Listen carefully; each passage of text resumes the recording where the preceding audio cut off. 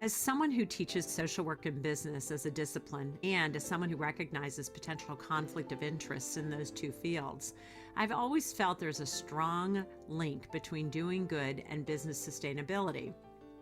When one of my sons was about 8 or 9, he said to me, "Mom, I don't get it. You work in nonprofits. That means you don't make any profit. Why would you do that?" I said, the idea of profit translates into the work of providing rather than taking, and through providing, one profits, both the receiver of services and the giver of those services. Nonprofits are built on the notion of providing for the people they serve and for the people who are doing the serving.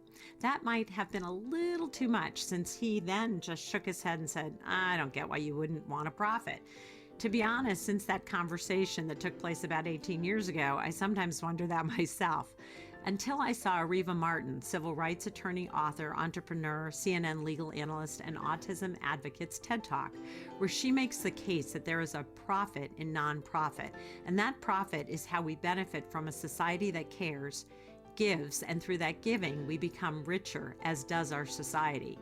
It's all how you measure the idea of profit. Our society has created the space for anyone to give, whether large or small, and by giving, we are getting. That's something I believe my son understands today, or at least I hope so. Clans, fraternities, social groups, neighborhoods, and other identity groups have often looked after those in need within their respective circles. Today, those circles have widened and shifted to give way to communities across race, gender, age, income, and many other barriers in their desire and interest to help those in need. Giving circles have become an instrument for any group with shared values to gather together to make change by pooling resources of time, money, and goodwill, to then offer support to nonprofit organizations that have a strong social impact that is meaningful to that particular group. Giving circles are powerful tools where their efforts, discussions, and collective gifts transform into community power, proactive change, and civic action. What an inspiring way to combat the challenges so many of our communities face today. Welcome to Small and Gutsy, our podcast featuring nonprofits and social impact organizations under $10 million. My name is Dr. Laura Whitkoff, and I'm excited and proud to be your host. We hope you'll love the stories as much as we do, and perhaps you will find needed services, a job, volunteer, invest in, or donate. Please pass along any valuable information you hear today to others, and send me the name of any organization you'd like featured at lwhitkoff@gmail.com. That's 2 T's and 2 F's. Visionary Women is one such organization that began, as you'll soon hear, as a type of giving circle in the Los Angeles area and has grown to be much more than that. Visionary Women is built on the belief that women do and should empower one another through inspiration, mentorship, leadership, and yes, resources. They create opportunities through multiple channels to offer engaging conversations with innovative female leaders and fund high-impact initiatives to lift up women and girls. They do this by harnessing the power of leadership and community to embolden women to achieve their full potential.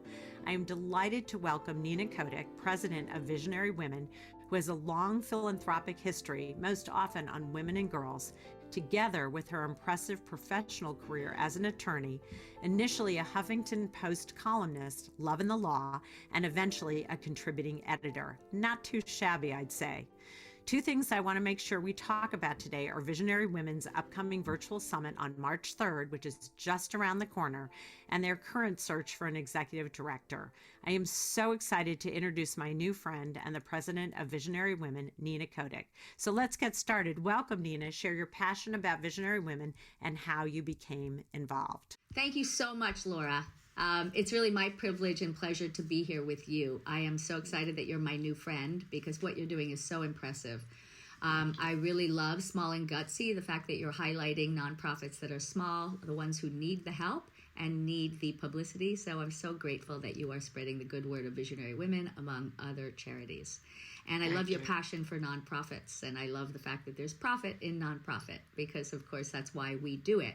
Of course, there's the old adage, to those who much is given, much is expected. So so it's our privilege, of course, as women and those who can to help and do what we can. But you spoke about Visionary Women in such a beautiful way. I really, really appreciate it. The fact that you spoke about women, harnessing the power of women, that's very powerful. Women are very capable and are in charge of families and in charge of just so much in our lives. And a lot of times that power doesn't get appreciated or recognized. So we at Visionary Women know the power of women. So that's the first thing. And Nina, I want to add one thing because I was so impressed that it's uplifting women and girls. And I think if we start with girls, when they get to be women or young women, they already have these role models and this way of being that has been introduced by what Visionary Women is doing. It's amazing. Well, thank you. We really try to pay it forward, right? We think that we need to pay it forward to the next generation and do what we can and inspire and help them to know from charity. I mean, nobody knows from charity unless you're taught. The truth is, if you don't have a model, you don't know, anything. So modeling is very, very important, right? It's do as I do, not as I say. We have a very vibrant group of under 35-year-old women. And we're even going into the high schoolers and trying to get girls to use Visionary Women as their way of getting nonprofit credit, as the schools are requiring these days. So, what a great idea! That's a wonderful idea. We love bringing in girls. We love bringing in young women. We love helping them. And there's no cost to be associated with Visionary Women when you're under, let's see, I think 30, and then after that it's like $200 a year. The membership dues are very minimal. Isn't that great? We think you should have skin in the game. Because I think whenever you have skin in the game, you care more about it, whatever it is, because it is a giving circle, right? So you said in your explanation that it's a giving circle and it's women joining together to make their dollars more meaningful and to help curate those dollars, right? Because we all can write checks and we have a friend who's in this in this organization or that organization, and ones that are very important to them. And that's fantastic because we all care about what we individually care about. But when you're trying to get someone else involved, they're happy to write a check, but if it's not their passion, it's just going to be writing a check. We really want to have a giving circle where women are involved and interested in helping women and girls in the area of poverty, in the area of the arts, in the area of health and wellness. So we have all these buckets. We don't specify a particular bucket, but our bucket is women and girls. And we love boys too, don't get us wrong, and men.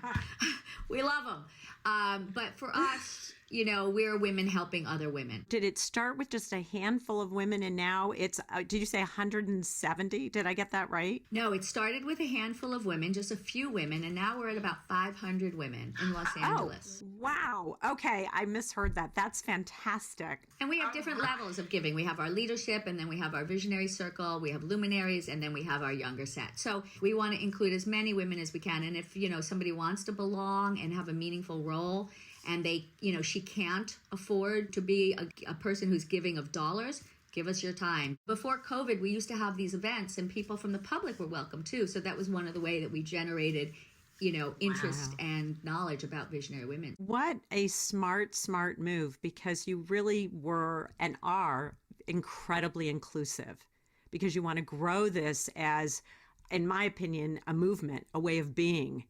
We really do. Thank you. I mean, our event started, I think, at $50, to hear world-class speakers. So what we do, you talked about women, you talked about the impact helping women and girls, and we give to all kinds of charities, and we give grants starting at about $10,000 up to about $25,000. So there's small grants, so there's small, sometimes small organizations, sometimes bigger ones, but we look at specific impacts too. So we look at initiatives that are helping women and girls. Does someone apply that has a specific targeted program or piece of work versus just giving to the organization? Exactly. We have everything's online, and we don't have any favorites or anything like that. You can't call a board member and get in. So we're very careful about curating the dollars that our members give to us, right? Because we feel like that's the whole point. Women are giving it to us, and they're entrusting us with their dollars to curate, to have impact. And yes, the grant process through an online application is very specific. So it makes sure that they fall within our criteria, 501c3. And yes, we ask them to describe the initiative that they want the dollars to go to. So it can be a bigger organization with a smaller initiative. For instance, we fund sometimes female artists in certain exhibits or to do certain works. So it could be at an organization like MoCA or the Hammer or LACMA in our city, to help a specific initiative for a specific female artist. So it doesn't go to that museum, but it goes to that artist in order for that artist to become more visible, which is fantastic. We really cultivate this community of women. And that's why we started in LA with a few women, and it grew and grew and grew organically. We've never done anything other than, had word of mouth. We've given away, I think to date, over almost $3.5 million. And COVID was challenging because we are a community. And we pivoted to some online programming, and we had very few people drop out. Before we get into the event, the upcoming event, and sort of because you've done such a beautiful job explaining sort of how it operates and how it works, how did you learn about this? Because it is word of mouth. And how did you get involved? And now you're the president. It's impressive. Thanks. Good question. I have 3 daughters and I have 3 sisters. So I've always been, a big supporter of women. I love my women friends. I feel like women help each other, and women, really, we have relationships with each other that are really outstanding. And I feel like I've had so much privilege too. So I've been really, really privileged, and therefore I want to help other women reach their own capacity and potential. So when my children were basically getting ready to leave the house and I was becoming an empty nester, I said, okay, I've spent a lot of time raising my children, and now that they're gone, I do have open time, and how do I want to spend it, and where do I want to spend it, and who do I want to spend it with? So I looked around, and a few of my friends had started something, and they're, the founders, Lily Bossy and Angela Nazarian, are really inspirational women. Lily Bossy, the former mayor of Beverly Hills. She's currently a city council member, and I think she will be our mayor again. So she's incredibly philanthropic and politically minded, and she's just a big supporter of our city. And Angela too is very philanthropic, and these girls are smart and talented, and I said those are the kind of women I want to be near. So I started going to their events and cultivating those friendships. And then I said, I have time. What can I do to help this move forward? I looked at our different groups, right? So we have opportunities for helping with membership. We have opportunities for helping with the giving away of money, our grants.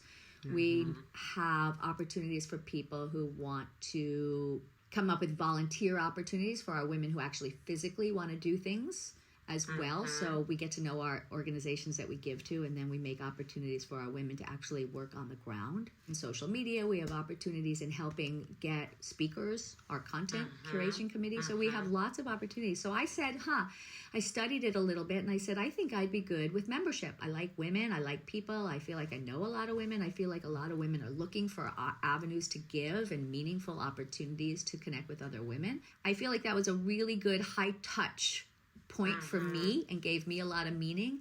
And I did that for 2 years, I think. And then I got involved in sponsorship, because sponsorship is also another one of our opportunities. And I thought I could grow and learn from that in the content curation as well, starting to find speakers and look around at TED Talks and say, oh, I really like Esther Perel. I want to get Esther Perel. I really want to get Susie Orman. Funny that you mentioned her, because I love her. But what's so interesting is you really started from a place, and it seems like it's an open enough community where you started at what your natural and a personality, inclination, interest, and you got to start there and say, hey, I'm good at doing this. I'm comfortable with it. I'm going to test it out. And it turned out to be fun and interesting and engaging and a learning opportunity. And I love that there are all these buckets that folks can come into at any point once they're a member and sort of say, I really like this. And are those committees, or what's the structure look like? We have committees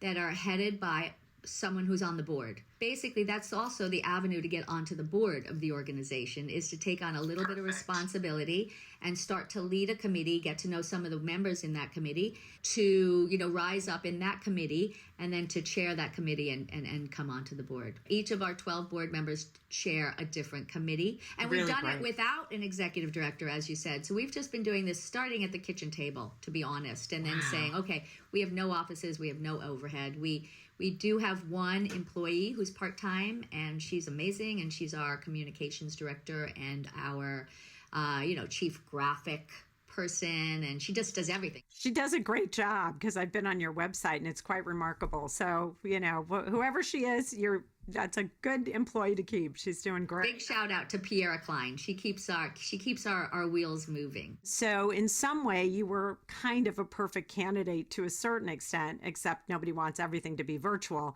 to be able to transition virtually because you had sort of this setup because you didn't have a physical office space, I'm assuming. But.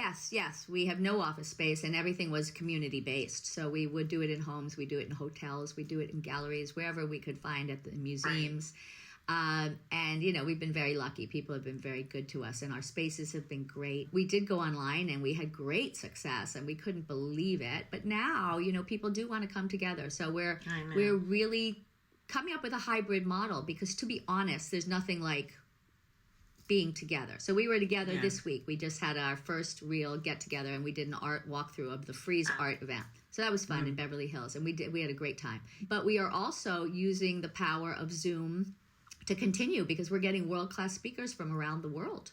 So not everybody can always be in Los Angeles. Oh, that's such a good point. So that begs the question, can folks who are not in LA register and participate and learn about what you're doing and maybe start at least like a giving circle and a visionary women in their neck of the woods? Well, we'd love it. We'd love it. It really does take just a few women who, want to gather and then organize talks or something that's interesting to the women in their community and bring those women together.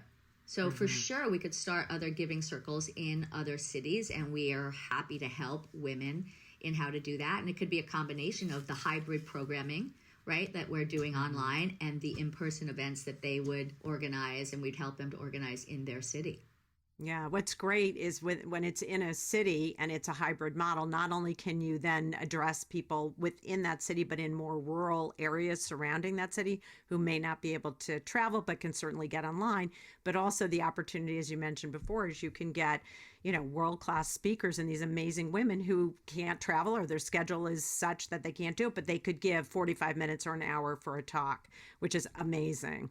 We were able to, our last, we always had a celebration for International Women's Day. We thought that's a girls' party. It's like a night out. So we're going to do that. So we have had an event. We had Jane Fonda at our first inaugural International Women's Day event. And we've had incredible women, from female artists to feminist icons to Gloria Steinem, so many. I could give you the list, but amazing. And our last year, we said, what are we going to do? 2021, we're like, how are we going to do this International Women's Day Summit online? And we decided to try it, and we did it. We had an incredible lineup. And this Zoom was seen by women in 38 countries. Fabulous. And over 2.5 million views. So we were so excited and so shocked to have this kind of reach that we decided to do it again. And so we did it again this year, and we're teeing it up now for March 3rd and March 8th. We're gonna air it before International Women's Day, so we get a little bit ahead of the curve. And then on March 8th, again, all day long, it's going to be available on demand for anybody who wants to watch it. And we are trying to spread the word, as far as we can, because we think that this year it's just going to be, at least double. You can't believe the lineup. Well, I'm just wondering, do you mind sharing, just because this is, this podcast is coming out right before, as I hope we'll get a few more women who will jump on. So it is March 3rd coming up. And then March 8th, you'll have the opportunity for people who couldn't be there or could be there only for parts of it to watch it again on the 8th. So share sort of some highlights. So March 3rd, it's 9 a.m. Pacific Standard Time, I did want to say. And then on March 8th, yes, it's 9 a.m. to, I think, 9 p.m. Pacific Standard Time. Then there might be pieces on the website as well. But I'll tell you the topics. Let's see, I'm looking at my other screen just so I don't mess it up. But it is our 2022 International Women's Day Summit. The first topic is the power of women peace builders. And our panel for that is Ariana Huffington, Kristen Bell, Gita El-Chiari, in conversation with Sarah Hackey-Bird. And Sarah is from the organization Women Moving Millions, who is co-chairing this with us. And it's just going to be a great talk about how women can really channel peace. I love that. And boy, do we need that. The second one is the status of women in 2022 with Anne Marie Slaughter, a fabulous woman. She's at an organization. She's the CEO of New America, and she's in conversation on that with Nilu Razi Howe. Closing the gap, we have the 82-cent dollar, and that's going to be all about the pay gap with Ellen Pompeo. I love, I teach in the social work school and the policy school, price school at USC. It is forever a topic for women in the class, and I don't blame them. So I love that as a really to think it through and get some input from people who are working in that space to try to close that gap. I love it. So that's Ellen Pompeo with Nina Shaw. She's an entertainment lawyer. And then we have the authentic entrepreneur, Cindy Crawford, in conversation with Krista Smith. And, we put out a bunch of asks and we got a lot of yeses. So we were like, oh my gosh, it's an embarrassment of riches. Everybody wants to be in that position. So feel good. But it really speaks to your network and what you've been able to accomplish. And the goal ultimately is to inspire women and girls to think about themselves in the context of any of these arenas and where they want to spend their time and energy, whether professionally, volunteering, however they choose to. And I think that's what's so remarkable about the inclusiveness in which is so much of value in what I hear you talk about. So we have one more topic. We wanted to try and have something lighthearted. And so this is the science of happiness. Lori Santos from Yale. I love Lori Santos. I listen to her podcast. I know who she is. She's great. And there's research behind it, by the way. It's not fluff. It's real research. There are a couple people who have done a lot of things on happiness. Yeah, it's very cool. And then finally, we have... we're announcing the winner of a new prize that we started. It's an annual prize, and we have a commitment to give $100,000 away for 3 years, and this is the first of 3 years. And it's to a woman who is helping with a nonprofit toward the goal of empowering women economically. Oh, I love that. Is that locally in LA? Is most of your giving locally or not necessarily? We do try to focus on local, but we've asked our members where they want to give, and the women are open to giving everywhere. So, for instance, when the Afghan crisis, when we had the pullout and there was a big crisis in Afghanistan, we gave $100,000 to women and girls to 3 organizations that were helping Afghan women and girls. So this $100,000, we can't tell the winner, but the winner is going to be announced and receiving the award on this summit. So that's super exciting, and that's presented by us and our partners, the Hostetler Wrigley Foundation. They matched. Oh, that's so great. So you really will work with others to come in. Foundations and otherwise who will say, I really love what you're doing. Let's put something together. And then you have more resources to be able to give away. That's exactly what happened. She came in with $50,000. Will you match us? We said yes. And then we brought in judges from outside of Visionary Women. So she helped us, Sue Hostetler helped us to get some other women outside of Visionary Women to be the jury. And so we had a very high caliber jury, because $100,000 is a lot of money. Yeah, it's a lot of money. For small nonprofits. So basically we did have some criteria. This prize did have to be a national organization, not an international organization. And it had to be, I think, running for at least 5 years, and it had to have a budget of over, I think, $100,000, because we didn't want to give it to such a small nonprofit that it could disappear. That it wouldn't make a difference. And not too big that it wouldn't make a difference. So we try to find that sweet spot too. Yeah. And our sponsors, I mean, I really should thank our sponsors here and say that we've had the vote of confidence from some pretty incredible people. So, we couldn't do some of our giving and do the summit that we do without the Bank of America. Who has generously sponsored us. And then we've had Merrill Lynch, a group, the Jones Zafari group at Merrill Lynch, who've been a sponsor of us, for the last 3 or 4 years. They've been incredible.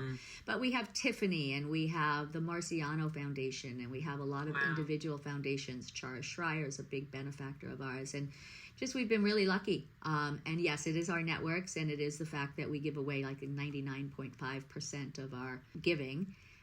Well, and your overhead is not an office space, you've got a part-time person now looking for an executive director to take it to the next level, which, we'll talk about in a minute.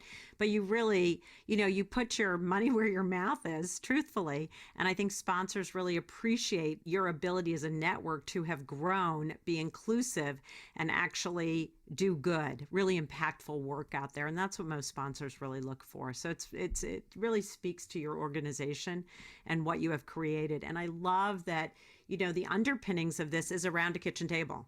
It's like a few women getting together saying, what can we do and how can we do it? And what's going to be the biggest impact for within our networks and how we grow this? So it begs the question for me also in potential members or members who really can't afford it. I know you've said there are other ways to be able to give. Can they attend the virtual summit? Is there a way that they can apply and say, look, I don't have the resources, but I really want to watch this and be inspired? Tell me how that works. Every virtual program has been free. Beautiful. We suspended dues, in fact. We just didn't want to take from people, even for nonprofit, when they weren't in a position maybe to give. So we basically said, give as you can. Everyone's still included. Everything is, we'll just put a little bridge over to the end of COVID. And so we accepted, of course, everyone, and most people still joined and still were able to continue, but we didn't let go of anybody. As I opened this, when you think about the nonprofit work, there is a give and a give, right? So you're giving within the giving. You're open to the public. You allow people who can't necessarily afford it at this time. Things change for people all the time. You suspended the membership in order to maintain that connection, but you don't close your doors to anyone, which I think is something I really want people to understand, because I think I've worked for women before who've been incredible mentors and amazing people. And then I've worked for women before, and we can all relate that are, it's a man's world. I'm going to keep you down. And it's not that kind of network and not that kind of person I want to be connected to. And you're the former. We are open. We are engaging. We believe in women supporting women. And, not everybody loves each other, but you have those tenets and those values that really keep your organization both alive, but is sustaining it. And I imagine sponsors and speakers alike get that vibe and go, oh, I want to be part of this. Thank you. I hope they do. I think we really are kind of walk the walk. So we hope people see that. It used to be in the old days, people used to say, what do I get? What do I get for my membership? What do I get? And now it's like, we say, oh, you get this and you get that and you get this and you get priority seating and you get, free tickets to salons. And actually over time we said, it's not what you get, it's what you give. Thank you. I love it. You're speaking to the converted over here. Yeah, I love it. So it was really kind of fun. We stopped saying like, oh, at this level you get this benefits and at this level you get these benefits. We stopped saying that. We really changed our whole mantra, and it became, we want you to be part of the leadership circle if you can. If you can't, be part of our general circle. And we have events that are aimed at the whole group, and we always invite everyone. But the fun thing was we had these salons, we called them, where we'd have these world-class speakers. And we had them probably 4 times a year, because they're not easy to put on, and we're putting on these live events with 500 to 1,000 women. It was not so easy and not so cheap. Right. So and we'd do that, and the women would gather. We'd have like an hour before to have wine and cheese before we went into the talk, and people weren't having enough connection. They said, we need to do this more often, and we do need to do this more intimately. So we created something called the Coffee and Conversation Series. It would be a bite-sized 9 to 10:30. So we'd have a half an hour coffee and pastries before walking in to see a local speaker, right? And we did that monthly. So that's when I was in charge of membership. So I would pull in my friend Pamela Salzman, who's a cookbook author and a chef. And we'd bring in, I started to bring in my personal friends because I thought their stories were so great. And a lot of them were having second chapters, having raised their kids and coming back into the workplace. And I thought, if they're inspirational to me, they'll be inspirational to someone else. And women were just fascinated by the women around them, including our own visionary women. So we started doing a member spotlight, for instance, during Zoom, where every month we would have a video of one of our members.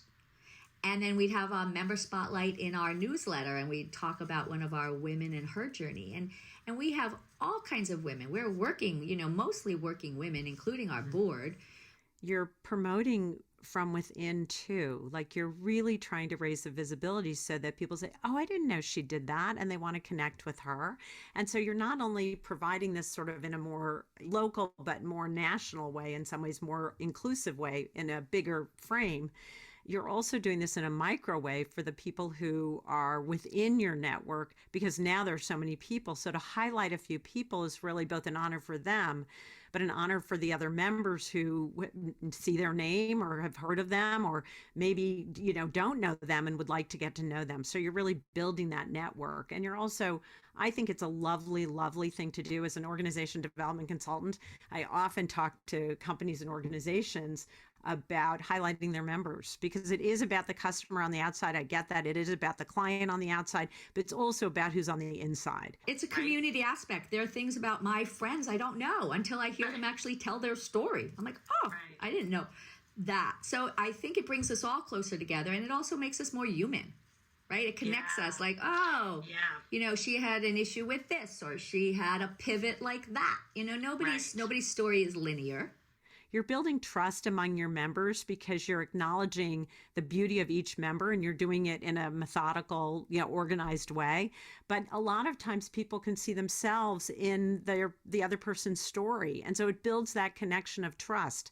I've really had the privilege through membership of meeting so many women. And and I can say that it's changed my life, because I've met a few women who I really have come to respect and enjoy. And then I've taken those relationships outside of Visionary Women and met some of their friends, and they've met some of my friends, and we've pollinated our friendship groups and our, whatever with our husbands, and had a lot of fun. So I've had a lot of growth through Visionary Women. This is one avenue, Visionary Women, of bringing world-class leaders, right? Because we have this power through this, through the precedent of our previous speakers, to get these speakers to say yes for nothing. Sometimes we offer a stipend, which will go to a nonprofit of their choice. Oh, I love that. That's a wonderful model, by the way. I love that. And I can't imagine anyone saying no to that, because it's just it's a beautiful offering, and they get to choose something that's specific to them, which is just amazing. And I love the idea that the word that comes to mind for me is curiosity. I think curiosity is something that keeps us young. Right? Mm-hmm. And I think that you're exactly the kind of person, though, that I would ask to speak at a coffee and conversation. So be careful. But your story's inspiring too. You're taking on something that's completely foreign, was completely foreign to you. And you said, let me try this. Let me see how I can do it. You're highlighting something that's important to you. So it's a passion project. Right. And you never know where these things can go, which is so exciting. And then it brings you into the conversation with other people like me that we wouldn't have had before. So it's so beautiful to watch. And so the fact that you're doing it would, lead me to say, hey, Laura, could you talk to our women? And we might get, 50 women. We might get 100 women. We never know. You inspire one person, right? That's all that matters. But then women say, oh, I've had this idea, but I haven't felt, that I could do it, or I didn't think I could, make it happen. And and we show them, piece by piece. If you take one step, you never know where it can lead. It's a beautiful part of life that we should all be taking advantage of. And I'd be delighted to. And in addition, I always think that if someone wants to do this, to mentor somebody through that process is part of that experience. And what I've learned over the last year of doing this, and I'm not an influencer, I'm not a celebrity, I'm not any of that. And I target a very small, the nonprofit and for-profit that have a social impact, but under, 10 million, is I have met, like you, the most interesting folks who are both on the ground doing the work, as well as had an idea and threw it out there and thought, I know people really could use this and I want to help. And to me, that just speaks to my heart like it has to you. And it's just, it keeps you going, right? It's like a passion that you now can't imagine living without. I think mentorship is something that I never really received. I never had a great mentor in the law. I was a lawyer. I really wish I had had a mentor to help me a little bit. I would have stayed in that field longer, but I ultimately left that because it was a tough world. Oh, I had to have been, absolutely. But But it was great. It was great. It was part of my journey, so I just loved it. But we do have a mentorship program at Visionary Women. We do every year. I think it's a 2-month program where it's meeting every week for 8 weeks. Fabulous. And it's all virtual. It's been virtual for the last several years, which has actually been easier for a lot of people. But we ask our under 35-year-old group what they're looking for. Most are work related, right? They're looking for help in furthering their careers or what they're doing or trying to start something new. Some are not work related. Some are personal, which I think is really fabulous and fascinating. You know, not everybody has a mom or an older sister or, you know, a woman in their life that they can respect for personal advice and thoughts. And so that's been really compelling to me. Nina, I love that because most mentorships are really based on professional, and a good mentor sometimes weaves into the other because we know they're pretty interrelated. But the fact that you have women who are willing to be vulnerable enough to say, you know, I want personal development. I want to grow. I want to understand my role as a woman within this world or around leadership, whether it's in my personal life or other. And I absolutely admire that. I do coaching, and very often I have to be very careful about how I coach that doesn't blend it too much. But because I'm a psychotherapist by background, I have that level of understanding because one intersects with the other. And so the fact that you offer that and it isn't always focused on work is incredibly valuable. Thank you. So we really do. We try to keep our website up to date with our members and their bios and their photos so that the women also have a platform if they want to offer themselves to help others. I think that's really sweet, actually. Yeah, thank you. I want to ask you, I know you're looking for an executive director, so you've grown big enough to say, look, the board does a ton, but we really need someone to lead this organization. So describe who that person might be. I just put together a job description, so we're starting to Perfect figure timing. out how Okay. to circulate this job description and find someone. And there are headhunters in this field, so I'll have a few of those conversations, and then we may list it, I think, organically on some websites as well. I haven't ever worked with an executive director personally, so I'm really interested in what this person will look like because I don't know. I presume it's going to be a woman. It doesn't have to be, but I presume it's going to be a woman. It's an open, inclusive description of a person who might want to apply for this job. But we want someone who can work well with a board and get the best out of the board. Our board has a lot of skill sets. We have women who have worked in production, and thankfully, you know, our board member who works in production, Thea Andrews, is helping us produce this summit. She's incredible. We have all kinds of professional women. So they're just taking on different roles, and it's amazing. But to have an executive director who actually is focused on really cultivating the development of money and through sponsorships and through partnerships, because that would help us. We really do it all through our personal networks, of course, and at some point that's, you know, going to be exhausted. Right. Although we keep trying to cultivate new members who will then become new board members who will then bring in new partners, and that's how we've done it all already. But I think it would be nice to have a professional who has relationships. What I love about the growth because again, I work often on the other end of going in and do board development and all of these kinds of things. And what I love about your organization is you've already created the infrastructure. Very often an executive director from when there's more of a startup or when there's an established nonprofit, believe it or not, is they're not well organized. They've always had an executive director. It always started, not always, but most often started that way. So the board doesn't always know what their roles and responsibilities are. You've done it the opposite way, which I think for any executive director is a pleasure to come into and have this established entity that is operating really well. And one thing I want to highlight that you've shared is you're really deeply interested in what your members want. And so if there's something new or an avenue and your members say, we'd really like to think about this, you're willing to entertain that if it's feasible. You've really set up an amazing both system but infrastructure that I think would welcome any executive director in the most positive way, because so much of that homework is done. That is so nice to hear. So thank you so much, because we're just starting this search, and again, it's something I've never done before. So I'm tasked with finding our executive director. And again, I don't know where she'll come from. I don't know what she'll have done in the past. Hopefully Right. she'll have some experience, right, doing this before, working with boards and working with outside organizations and partners. So I think that's great. I think taking it to the next level in terms of nationalizing some other giving circles would be great. We'll put something on our website as well, so that we can have, at least it's info@visionarywomen.com if anybody hears this and wants to send in an application. But we'll have the minimum requirements and things like that online. That was my next question. Anyway, I was thinking about, how do people reach you? How do people find you? And if they want to register for the summit, walk us through.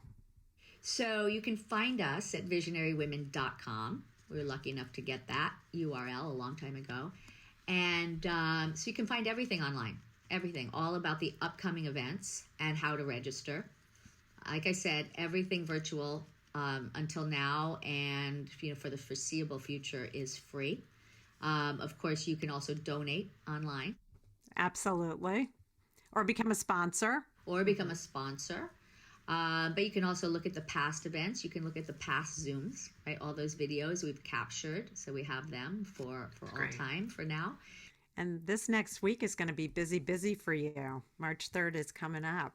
So it's going to be great. A lot in the can right now. We're editing that summit. It is going to be incredible. But we're also working on things in the future. We have a salon that's coming up with Whitney Wolfe Hurd, who is the founder and CEO of Bumble. And we're going to hopefully start our Coffee and Conversations series again in person. That's our smaller, more intimate, members-only events, but they still have been online until now. So we'll see what happens. And they may be a combo also, to the extent that we get women who aren't present in Los Angeles. I'm just so impressed with the women around me, and it just makes me feel humbled to be in their presence and in their company. And that means, I might be doing something okay too. Clearly. And you're an incredible role model to your 3 daughters and your 3 sisters. So, that's something to be very proud of, because this is what you've chosen to do post raising them, and you don't stop. And so that's quite a tribute to you personally, frankly. And since I've just gotten to know you, I think I can say that. This episode is sponsored by the Intrinsic Group, my boutique management consulting firm specializing in guiding organizations to leverage talent, optimize processes, and to ensure the organization's narrative is aligned with their culture. If you'd like to sponsor an episode, please reach out to us. To see all the small but mighty organizations we featured, check out our incredible infographics in the stories section of the Intrinsic Group website. So at the end of my podcast, which you may or may not know, I always have a round of quick and gutsy. So they're fun, light, whatever comes to mind. So are you ready for your quick and gutsy? Oh boy, I'll do my best. Yes. Bring it on. Your best is good enough, Nina. Come on. It's always good enough. So what is at the top of your wish list for visionary women? However, the answer can't be money or funding. Okay, it wouldn't be that, to be honest, anyway. Good. My wish for visionary women is really its growth. I just want it to grow in terms of its national presence and its giving circles. I would love to see the model for visionary women copied by women in different cities, because I think bringing women together is very powerful. So to have it copied and to have national chapters, it does take a few women who are really committed, to doing it, and that are somewhat connected to other women so that they can have speakers, right? Because that's how we started, by bringing speakers. We don't really do lunch. We don't really shop. We don't do other kinds of things. We've been offered, will you have it at, this store, and we'll give you 20 off, and we'll give 10% to the organization, or this or that. But it's not what our members are looking for. Our members, may do that, and that's fabulous. But our members are looking to come together to learn and grow. But I love that. That is your baseline premise. That is really what you're there to do. And so what I love about that wish, and I second it, is that you will be there as mentors to help people. So even I'm hoping that Visionary Women get so known as an entity, as a trademarked piece of actuality that when somebody in another city says, will you come speak? They'll be like, oh, I know visionary women. I spoke for them here. I'd be delighted to do it. And so therefore that is like a pebble in water and can spread because you've set that up to do it that way. If you were to think of a song that describes visionary women, what would it be? A song that, I mean, the thing that comes to mind, of course, and this is very silly, but I have not heard this question, so don't think it's too pat. But, you know, we are the champions. I love it. Yes, you are. And it's a perfect song. We are only as good as we think we are. We're only as young as we think we are. And we're fabulous. And we are the champions. And each one of you is fabulous. That's the best part. You are fabulous as a collective, and each individual is fabulous. And I love it because it really is inspirational. So what makes visionary women gutsy? You're gutsy. What makes you gutsy? We are gutsy because we are optimistic. We just always hope for a yes. You know, we put these requests out for a summit to, you know, world-class people, and they say yes. And sometimes we have to pinch ourselves. We're like, holy cow, shh. Don't tell anyone. That's from broadcast news. Remember, Albert Brooks says, what happens when your real life exceeds your expectations? And the answer is, don't tell anyone. What is something that outsiders or maybe even a few insiders don't know about visionary women? I don't know. We have fun together. I mean, we have fun. We have a weekly call, the executive board, and then the board has monthly meetings, and we have a good giggle. I mean, we don't take ourselves so seriously. So, you know, again, we're excited when someone says yes, and we just high five each other. We can't believe it. So we can't believe the growth. We just feel like if you put it out there, you know, put a seed out there and it might grow. And I don't know, maybe some people just assume that we, you know, are this dynamic group of women who get things done. But the truth is we're just like every other person on the planet, right? Who just hopes for the best and asks a question and you know, sometimes gets a good answer, and then that leads to the next question, which gets another good answer. So folks don't know, because you look at your website and you look at the past summit and you look at the upcoming one, that you have one part-time staff. I mean, that's okay. That's like, you'd think you'd have a full staff, seriously. And that you have, the word that comes to mind for me as you're talking is your board members have deep commitment. You meet every week, you organize this stuff, people put stuff out, people have areas of expertise, you utilize that effectively. And that's why I said any executive director who's lucky enough to get this job already has a built-in infrastructure that they don't have to massage in a way that so many EDs do. And I've been in this field for a long time. They don't have to say, hey, we need a fundraising committee to do what they're supposed to do. We need you to send out all this information to your networks. It's already done. You have it set up. That's really, really nice to hear, because I haven't had any exposure to the outside world in telling us about our nonprofit. So that is really nice to hear. I think you only know what you know, right? Of course. So I only know this group of women that is dedicated and committed.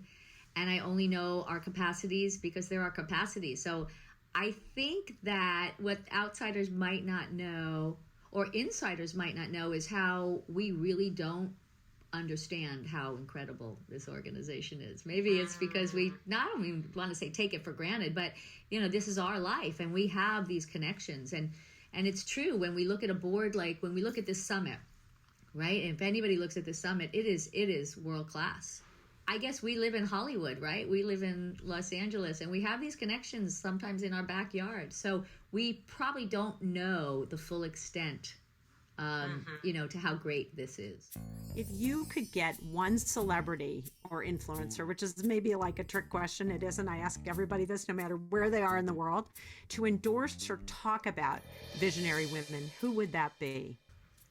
I don't know if this is politically correct or not politically correct, or, you know, I don't know. I love Ellen DeGeneres. I do too. I just love Ellen. I love her. She's broken barriers and she's still authentically who she is. I happen to know her personally. She's just a fabulous girl. She could be your executive director. No, I'm teasing.